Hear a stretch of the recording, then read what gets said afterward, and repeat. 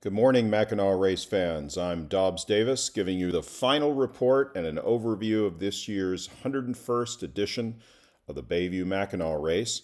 This was an amazing race. Those of you who've been watching my shows have followed along and seen why it's amazing. So I thought I'd use this opportunity in a kind of a final analysis to take a longer view. I want to thank National Fleet Services and VanTol and Vitelli Insurance Group for helping support the series of shows that I'm doing. Okay, so here's the screen that we've been looking at through the last few days.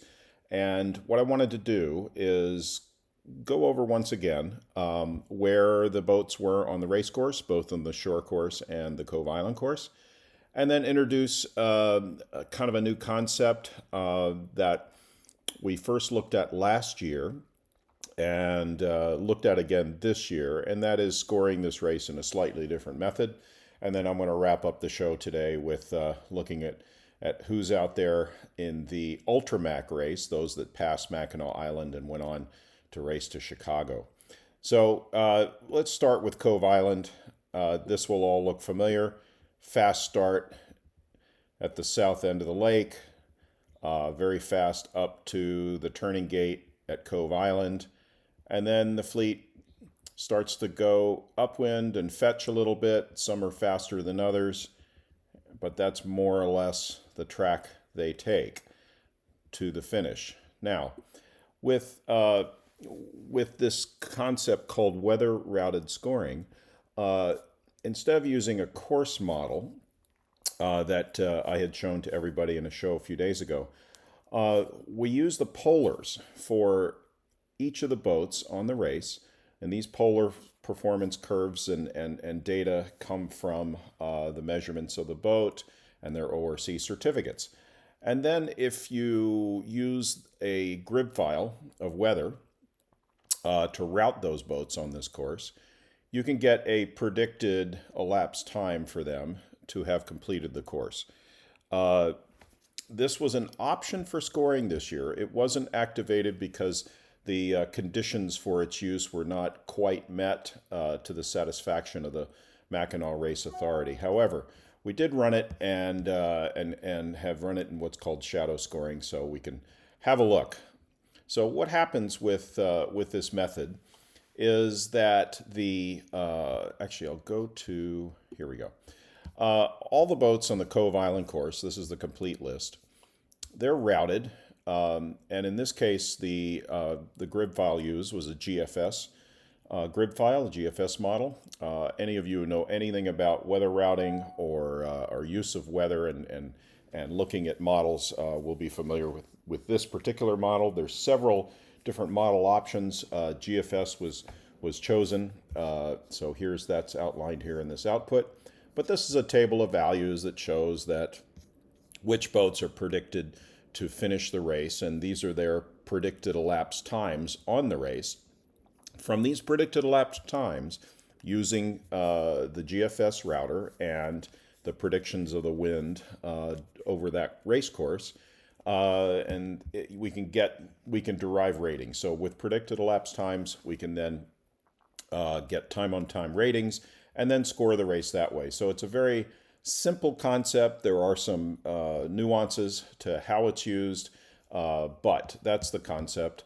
One of the outputs from this method that's available to the organizers. Now, that what I just showed you is not available to the competitors. This is not available to competitors prior to the race. What the competitors get is actually this, which is a scratch sheet of values. This is their time-on-time rating using the weather-routed scoring method.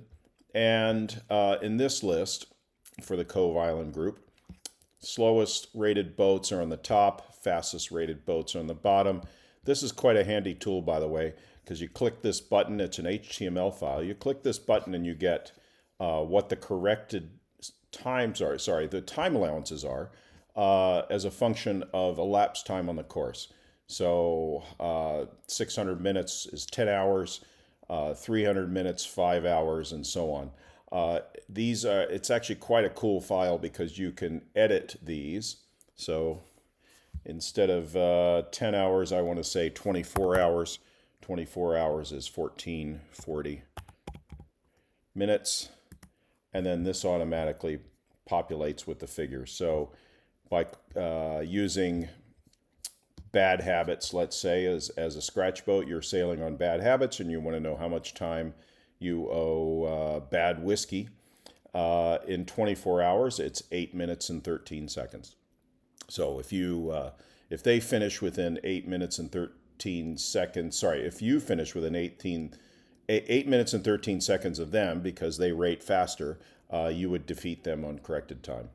So that's how that works. And if the organizers had chose to use this would have been distributed to the fleet prior to the race. As I said, this was not distributed to the fleet, but in our post-race analysis, I think it's interesting to see that the weather-routed scoring method and the tracks that were predicted by this method were pretty close to replicating what we actually saw on the tracker on this race. Yesterday, I did a little bit of some calculations and a look at how this compared to the actual results, and it turns out it was really close. There were a couple of small changes in some of the classes, a couple of things that were different, but it was pretty darn close. The predicted elapsed times on the course for the fastest boats, so the boats in Class A, actually finished faster than they were predicted, according to this method.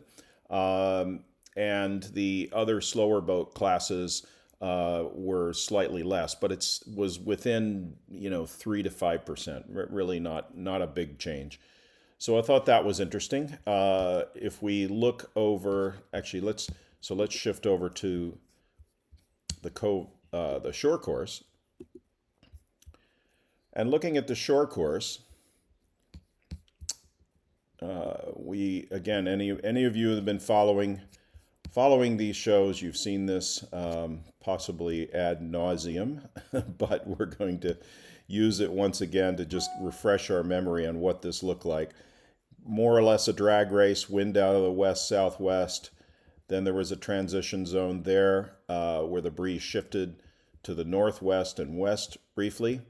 A couple of wind holes out there and a little bit of scrambling, and then everybody lined up and got in toward the finish. So that's what actually happened. Let's just compare that to what the weather-routed scoring method would have predicted. And look at that. Not too much different, actually. We're going to, the MRA, with my help, we're going to look at this a little more closely and numerically. I've already done an analysis for the Cove Island course. I intend to do the same for the shore course. And I think this information will be valuable for making future decisions on how to score this race.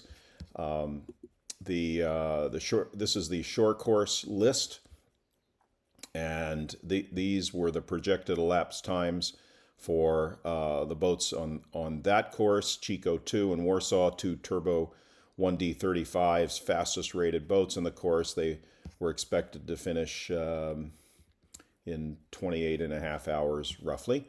And then the slowest boats down the list accordingly. This would have been the shore course scratch sheet. Here the order is slightly different. The slowest boat is on the top, Jeremy Thompson's Traveler, and fastest boats down on the bottom, but the same feature applies. You click your boat on this list and you can see where the time allowances are relative to your boat, who owes you what in black and what you owe others in red. So I thought that this is very interesting. We're going to do a little further numeric analysis on this method. My guess is that this, like the Cove Island course, the shore course fleet will look at will also have results that are not that different than the actual results that were used. So the last part of today's show will be to look at those that carried on past the finish line at Mackinac Island and did this 548-mile Ultramac race. And let's And now this was a race that was open just to the Cove Island fleet. So they went up the course, and 11 boats were entered in this, by the way. The one poked out in front is a TP52 Hooligan. So naturally they stretch out. It shows that this was all upwind for them after they got through the straits and Gray's Reef. They were upwind, then more upwind and lighter air. Hooligan finishes with a pretty big lead there, and the others come in accordingly. A few boats had dropped out of this race.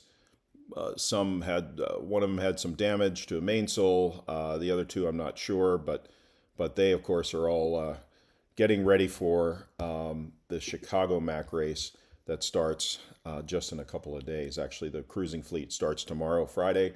The rest of the fleet starts Saturday. The results for this race are here. This is on the Ultramac website. Actually, I think it's on the Chicago website. So it's not, you can't access this from the Bayview. But congratulations to Doug Evans and his team on the J122 Elbow Room. They've come out ahead in corrected time after 3 days and 20 hours of sailing. So well done to them. Huzza in second and Hooligan in third. So that's all I have for this show, and I'm wrapping up this year's 101st edition of the Bayview Mac Race with these race analysis shows. I hope everybody's enjoyed them.